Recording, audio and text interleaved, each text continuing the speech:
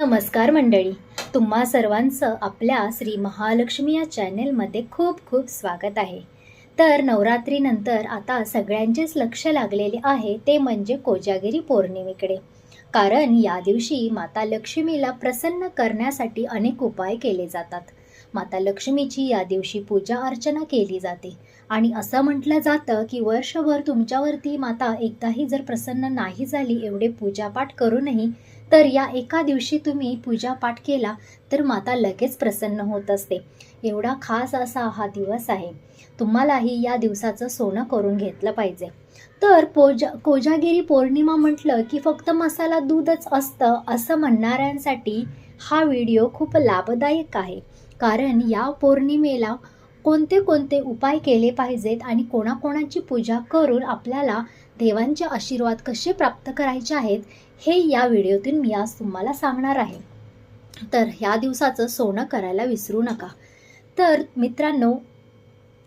मित्रांनो आपल्याला या दिवशी शास्त्रोक्त पद्धतीने घरामध्ये आपल्या पूजा करायची असते. जसं दिवाळीमध्ये आपण माता लक्ष्मीची पूजा करतो तितकेच महत्त्व या पौर्णिमेला देखील आहे. त्यामुळे या पौर्णिमेला तुम्हाला माता राणीची पूजा करायची असते. या पौर्णिमेला आपण माता राणीची पूजा करून त्याचा लाभ कसा करून घ्यायचा हे पाहणार आहोत. माता लक्ष्मी आणि इतर देवी देवता यांचे आशीर्वाद प्राप्त करण्याचा हा एक दिवस असतो. हा वर्षातून येणारी खूप मोठी पौर्णिमा असते. यामध्ये तुम्हाला मुख्य मान असतो तो माता लक्ष्मीचा आणि इंद्रदेवांचा. इंद्रदेवांना देवांचे राजा म्हटलं जातं.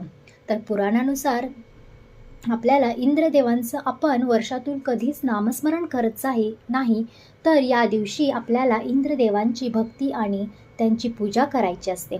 त्याचप्रमाणे तुम्हाला कुबेरदेवांचीही पूजा या दिवशी करायची असते. चंद्रदेवांचेही पूजन तुम्हाला या दिवशी करायचे असते आणि सगळ्यात महत्त्वाचं आणि पहिल्यांदा आपल्याला गणपती बाप्पांचं पूजन या दिवशी करायला विसरायचं नसतं. तसं आपण सगळ्या शुभकार्यात गणपती बाप्पांचं पूजन हे करतोच, तसंही या पूजेमध्ये सुद्धा गणपती बाप्पांना आपल्याला विसरायचं नाही. तसंच या पूजेमध्ये माता लक्ष्मीसोबत भगवान विष्णूचीही पूजा आपल्याला करायची असते. कारण माताला भगवान विष्णू हे अतिशय प्रिय असतात. जो कोणी माता लक्ष्मीसोबत भगवान विष्णू यांची पूजा करतो माता राणी त्याच्यावरती लवकर प्रसन्न होत असते. त्यामुळे या सर्व देवी देवतांची पूजा आपल्याला या एका दिवशी करायचं असतं. तर असं मानलं जातं ज्यांची देवी ही अंबाबाई आहे म्हणजेच तुळजापूरची भवानी माता आहे, त्यांच्या दिवशी हा दिवस तर खूप महत्त्वाचा मानला जातो.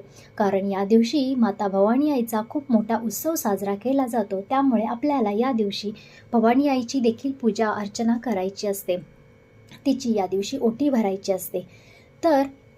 तर असं मानलं जातं की माता लक्ष्मी, इंद्रदेव आणि चंद्रदेव, कुबेरदेव आणि गणपती बाप्पा हे देव हत्तीवरती बसून या दिवशी पृथ्वी तलावरती येत असतात आणि जे कोणी या देवांची पूजा अर्चना करत असतो त्यांना हे लोक भरभरून आशीर्वाद देतात.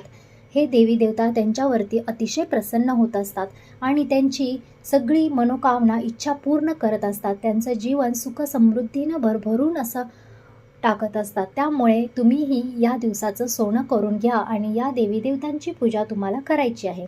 तर तुम्हाला पौर्णिमे दिवशी काय करायचं आहे, सर्वप्रथम सकाळी उठून सुशोभित अशी अंघोळ करायची आहे. त्यानंतर तुम्हाला जो घरातील तुमचा मोठा मुलगा असेल त्याला तुम्हाला औक्षण करायचं आहे. तुम्ही छोट्या मुलाचं औक्षण केलं तरीही चालेल, पण मान हा मोठ्या मुलाचा असतो.